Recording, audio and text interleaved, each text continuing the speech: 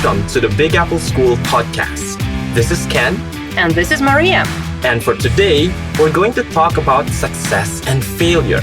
I guess it's going to be an interesting topic. It will be. So, Maria, let's start off with your definition of success. What does it mean to you? Well, it's a tricky question, I must admit. I think that all in all, success is when a person achieved and accomplished everything that they planned for some time period, and when they feel content about it. What do you think? Well, for me, success is all about the attainment of your goals. Similar to your definition. For me, of course, it takes time, perseverance, for you to be able to say that you have really succeeded. And of course, you have to be able to meet all of the goals for you to feel a sense of satisfaction. Mm-hmm. Only then will you be able to say that you have indeed succeeded. Which brings me to the question, is it always a person, himself or herself, who can estimate their success, or can other people also estimate how successful you are? We are different people with different standards, and just like happiness, every person has his or her own definition of or measure of happiness. In the same way that if we talk about success, we have our individual, definitions, and of course, people who are from, let's say, the people around you, they can also judge by themselves whether you're successful or not. But then again, it will depend on the standard that they have. But at the end of the day, for me, success will depend on the individual, him or herself, because it's you who is trying to meet the goals that you have set for yourself. And if you feel that in your heart you have achieved them, then I believe that you have achieved success. But does it mean that from someone else's point of view, you can be regarded as a not successful person? Well, that's a very good question, because as I've said earlier, it is relative. Maybe in your mind and in your heart, you personally believe that you are successful, but in the eyes of other people, you're not. Mm-hmm. So the definition is really relative. It depends on the person and what standards they have for success. Okay, so does it mean that we can't measure success? Well, it's hard to measure. I don't think that there are set standards for that, but it will depend on each person, I guess, individually. I would agree. I would agree with you here. Yeah. Because for me, for example, how do I measure success? When it comes to work, for example, if I organize an activity, I measure it in terms of how much of the goal was achieved and the quality of the end result. Mm-hmm. Say, for example, an event at school. And then if, for example, I have met my expectations, or even beyond that, then I can say that is a true measure of success. Which again brings me to one more question. So, for example, we as teachers set some educational goal, right? Right. Let's say it is a lesson and you start a new activity and you haven't reached your educational goal, but all students had fun and they were very involved. Is it a success? Is it success? In some way, yes, because, if we talk about the educational process, it's not just absorbing information, but having fun at the same time. Yeah, sure. On one end, you can say that there is some sort of success because from the point of view of the students, they enjoyed it. It wasn't burdensome for them.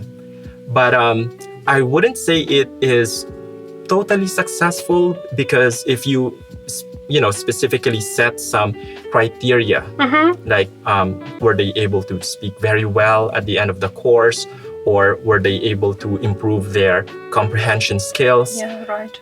If it's not totally met, then I wouldn't say that there's complete success there. I would say partly. Mm-hmm. Yeah. Right. Now, what part does luck play in success? Luck.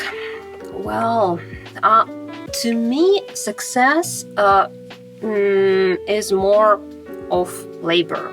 It's more about labor and maybe hard work, because if we distinguish between success and happiness, then It's like success, it's the result of something, as I have previously said, and maybe happiness is the feeling in the middle, like in the process, on the way. So that's why luck, well, I'm not sure, but of course there are people who are luckier than others.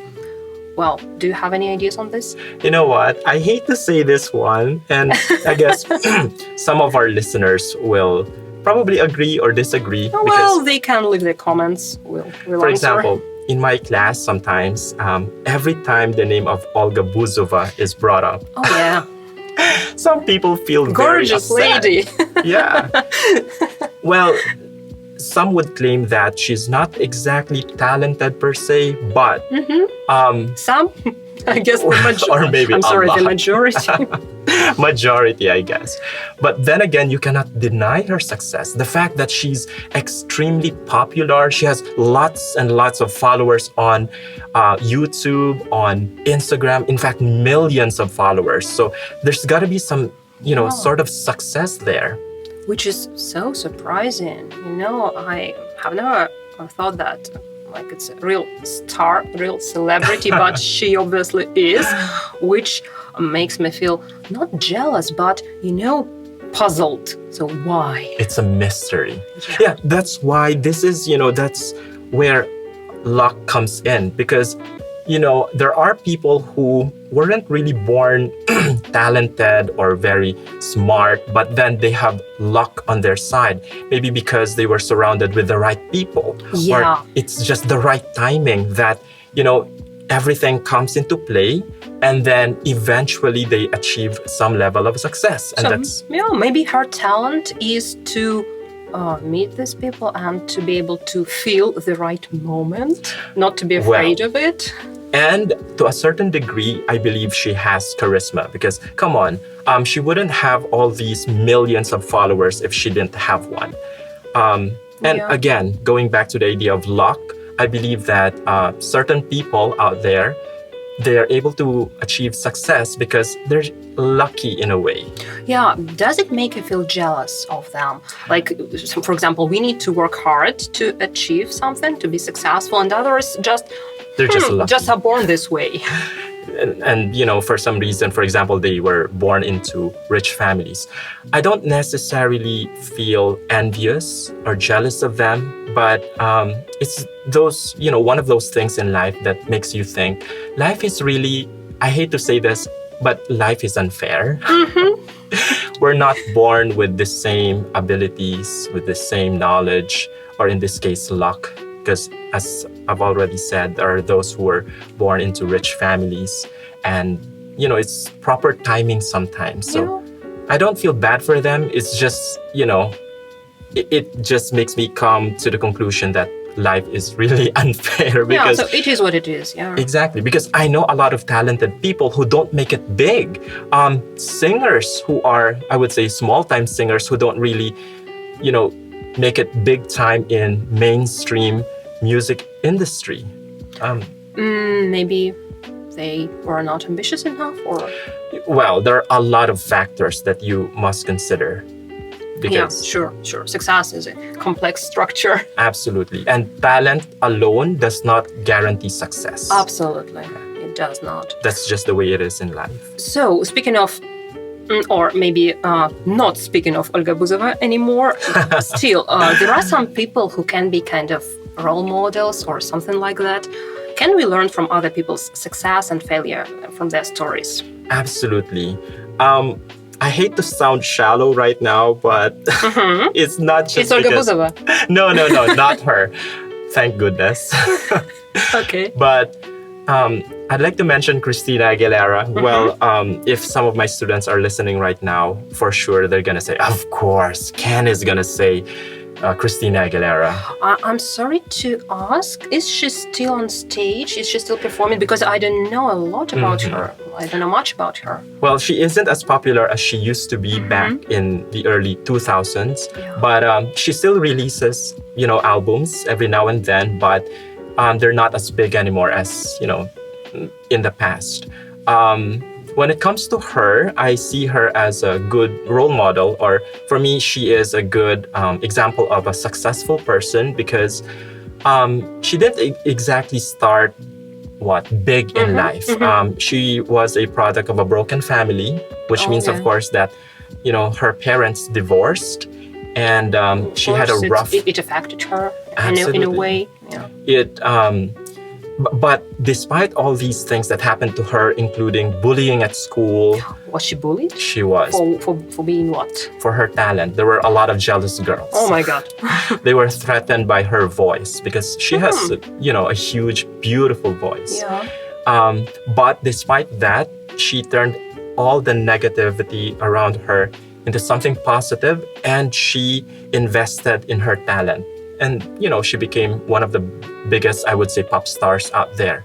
And one more thing is that she has this strong character that is evidenced in her songs. There's one in particular, it's called Fighter.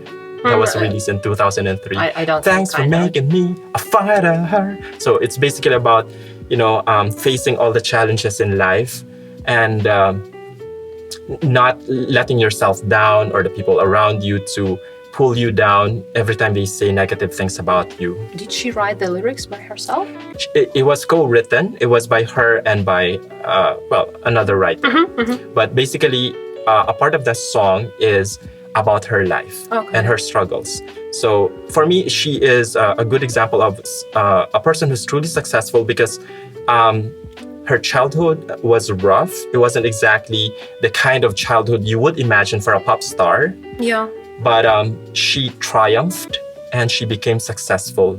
And today, she gives back to community. She's actually an ambassador for UNICEF. So it's an international organization that helps people who are in need, especially children. So she does some kind of charity work. Okay, yeah, good example. Yeah, I think we have some more good examples of celebrities or stars, pop stars, rock stars, who started from poor families and so on, but then they became famous, rich, and successful, of course. And actors, I guess, lots of them were doing different random jobs before they starred in some film, and then their success story began. Exactly, and make it big. What about you? Is there anyone, doesn't have to be popular though, or famous, that you somehow look up to? I maybe don't look up to people in terms of their success, but in terms of their behavior. And there are some people who I admire and respect in some ways. For example, like my grandfather was a big role model for me. I respected and I loved him a lot for being who he was, and he taught me a lot. He wasn't famous, but I guess he was successful in life. He was a good engineer, he was a good professional, he was a good family guy. Wow. So that's what I think maybe the real man, if we can have this definition, should be, or because grandfather. Well, of course, success is not just limited to famous people. Absolutely, yeah. Even ordinary people such as your, father. Father, right? No, I was speaking about my grandfather. Grandfather, yeah.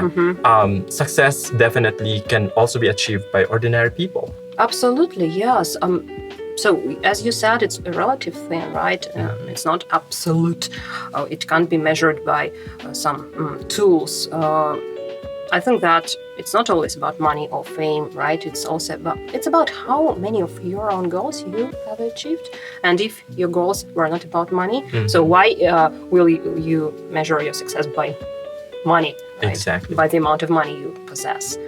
And then on the other end of the spectrum, of course, we can also learn from people who failed somehow in life. Yes, we can. Well, I would maybe prefer to learn from my mistakes. What about you?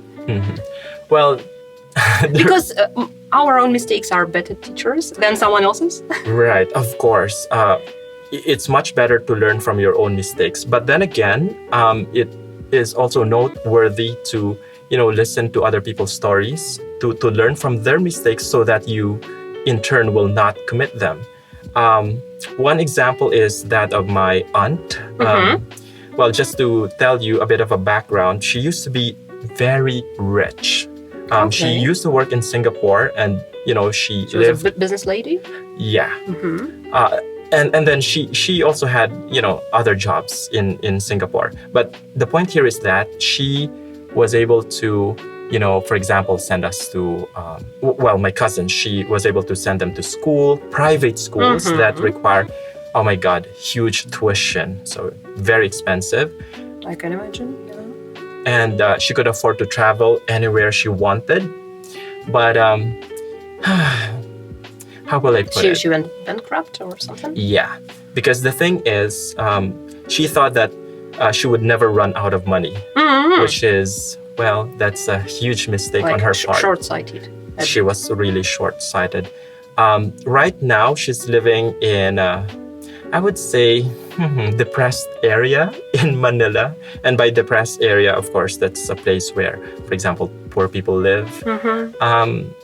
I feel somewhat bad for her, although, the good thing is she still has good health. But then again, if she had been not so wasteful with her money, if she had saved up, then she wouldn't end up the way she does today. And I don't want to judge her, but then again, she could have lived a better life. Okay. If only she had been a little more responsible in the financial aspect. And does it mean that you are more thoughtful about money than she was? Well, what I'm saying is that it's not just so much about the money, but she could have secured a better future for herself and my cousins as well. Because back in the day, I still remember she really could afford almost anything and everything. But now... she had a bright life. But that's a good, learning point for me, because for myself, I see her as a good example of the things that I should and shouldn't do. So you see, we can also learn not just from people's success stories, but also from their failures. Right, yeah. Maybe for her, success was more of a journey than the destination point. Yeah, well, perhaps. Well, and speaking of ourselves, what has been your greatest success so far? As a teacher, Yeah. well, I would say that that was 10 years ago. I had this female student. I used to teach in a high school. It was not in Russia, right? No, it was in Manila, Philippines, and it was a final exam. In the middle of checking, one paper in particular, one girl, so she left a note there that said, "Thank you, Mr. Amante." Well, that's my surname. Yeah. I didn't used to like English, but because of you, I have come to love it. For me, all kinds of achievements in the past at that point were not as great as this. It's not only an achievement, but for me, it's a great success, because as a teacher, you would want your students not only to actually improve their language as an English teacher, of course, but for them to love the language. It's one of the many subjects at school, and not everybody actually likes English. But for her to say that, I feel a sense of success and fulfillment, because wow, for someone who hated English, from hate to love, that is an extreme. So we are privileged enough as teachers, because our students' achievements can be our success as well. Exactly. So that's why that's one reason why I like being a teacher, because students help us a lot. We help them and they help us. It's like a mutual process. Absolutely. Now, it's a good story. If you fail at an early stage, do you tend to give up? Well, I'm afraid I do tend to give up at times, because I can easily get frustrated or start to think that maybe it's something wrong with me. Well, it depends on the area, of course, where I try to do something. But in some areas, in some spheres of life, I can easily give up. For example, when it comes to personal relationship or something like this, it can ruin my self-esteem, so I tend to give up. But maybe then, next time, with other people, at some other time point, maybe it will be different. So I try to, as we have already discussed, I try to learn from my mistakes, analyze. That's what I usually do, analyze things, and then maybe next time lucky. What about you? Well, I totally understand you, because at the end of the day, we're still human beings, and it's in our nature to, make mistakes. We are filled with emotions sometimes, and sometimes emotions get in the way. That's why people, for example, when they don't achieve some sort of success at the beginning, they tend to give up. But that is completely understandable, because as you've said, you can get frustrated. And in my case, yes, I do feel it sometimes. Especially when I really, really want something and then it didn't happen. It's like, at first, wow, it didn't work out. And then, of course, the feeling of dejection, like maybe I'm not good enough, or maybe this isn't the right time for me. Yeah, I think this idea of the right time and not the wrong time, it's what can really comfort and help, because I really do believe in it. Now I started to believe that there is the right time and there is the time that is not good for doing something. So it doesn't mean that you need to stop. It means that you need to try it again. Exactly. Next time in other circumstances with maybe other people. But if you really want it, if you really need it, then try again. But of course, it's discouraging.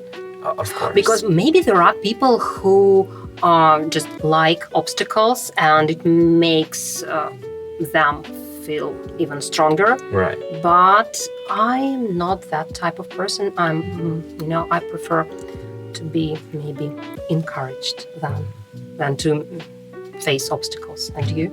Well, in my case, of course, sometimes I do give up, but then again, most of the time, I try to fight it off, especially if it's something that I really, really want. So at first, I may be dejected because of the first attempt that didn't go so well. But I always tell myself, if this is what you really want, you have to fight for it. Have you ever come to a conclusion that sometimes it was not worth it? And like you were disappointed, so you have reached some goal, and then, and what? What of it? In my case, I don't think so. Because for me, I am a strong believer of everything happens for a reason. So if things don't work out, then maybe, as you've said, this is not the time. Maybe next time. Okay, and when you finally achieve it, you feel happy, you feel Of course. content, and so on. Absolutely. That's good, because we need to enjoy not only in process, but also when we have this result, to enjoy our success and our achievements. I totally agree. Yeah. So, what do you think that some people tend to be just more successful than others? And why is it so? Yeah, I think so. The thing is, as I've mentioned earlier, we're born with different characteristics, with different talents. And but it doesn't mean, again, that if you're talented, automatically you can achieve some success, because there are a lot of people out there who are very talented, and some of them are, really smart, but don't end up being successful. Yeah, and vice versa. Right? Absolutely. By the way, do we tend to agree or disagree on the idea that success means happiness? Is it always so? To some degree, yes. Because if you are successful, of course, it's a natural effect that you would feel happy. I mean, who wouldn't be happy if they're successful? Yeah, but maybe to me, success is something maybe external, and happiness is something internal that you just feel, and you can feel happy even without being successful, without achieving. If we started from the point that success is when you achieve your goals, maybe some happy people just don't set goals. That's why they are happy. I don't know. It differs. Yeah, of course. I mean, they're not one and the same. Yeah. To be successful is different from feeling happy. Does it mean that? Do you think that successful people can be unhappy? Yeah. Because you may be able to achieve your goals, but if deep down inside your heart and in your mind and in your psychology. If you're not genuinely happy, then you will not be happy, because the thing is, happiness does not only entail that you're able to achieve your goals. Happiness is much bigger. It's an intangible feeling that sometimes you just feel it for some reason. And, in some cases, you can't even explain. You just feel happy without even achieving anything. I agree. Especially when you're a child. Yeah. Children are genuinely happy. What do you think lasts longer, happiness or success? I would say happiness. Happiness is long-term. Success is, it can be just one time. For example, I organized an event today, and if I meet all the goals and if everything went smoothly, then I'm successful at that moment only. But happiness can be long-term. Yeah. So it can go beyond success. If we teach ourselves to be happy. Right. It's a state of mind. Right. Yeah. And then going back to why, some people are more successful, other factors may come in, such as hard work. What else? As we mentioned earlier, a bit of luck. Yeah. In some situations, a lot of luck, or pure luck. Yeah, that can also happen. What else? Why some people are more successful? They have that.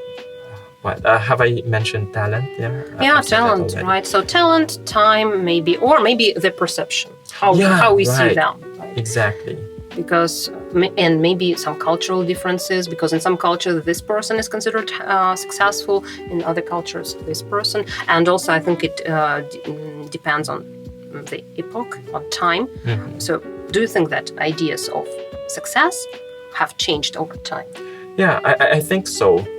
With each generation, our definition of not just being in fact successful but happiness, it changes over time, because with time comes different trends, different lifestyles.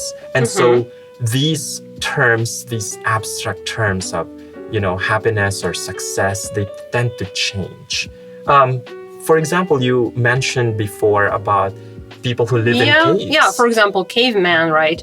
They were successful enough to outlive their peers, other cavemen. Yeah, to live 1 month longer was, I guess, considered success, great success in life. Or maybe if they killed some big animal, and so they were successful that day. Right. Because now, let's say you kill an animal, are you successful? No, you are a criminal. Definitely. For example. And I think it changes over time a lot. And is it sad that nowadays success mostly is measured by the amount of money we have? Or I'm wrong to say that? No. In general, societies are materialistic. People tend to equate success with anything and everything that's material. And that includes your possessions, how much money you have, how many houses and cars you possess. Yeah. Sadly, to this day, it is still one of those factors that people take into consideration for them to tell whether you're successful or not. Do you think that we can call someone successful if they have lots of children? Not much money, but let's say lots of children. Depending on their, definition of success, then why not? So it's their own measure of success. Because there are, in fact, people out there who prefer to have big families. Yeah. So they want to have a lot of children. And if they're able to achieve that, good for you. Then I guess in that aspect of life, you are successful. Or maybe like, I have read lots of books and I have understood most of them. I'm successful. Yeah. Maybe. Or I have good quality education, so I'm successful. I think. Yeah. Are you a successful person? I would say that based on my definition of success, which is the attainment of my goals, I am successful as a teacher, being that I'm able to improve the level of my students. And it's not just, improving their language skills, but more importantly, to impact their lives. Yeah, absolutely. To be able for them to think in a freer way, such that they don't depend on just what the teacher, not just even the teacher, but the society tells them. So it's about them making their own mark in this world. Right. Do you still have a lot to achieve? Well, a lot of smaller goals in the future. Yeah, me too. All right, so I guess that's all the time that we have for today's podcast. So the topic has been success and failure. Thank you for listening. Yeah, thank you guys. We'll see you next time.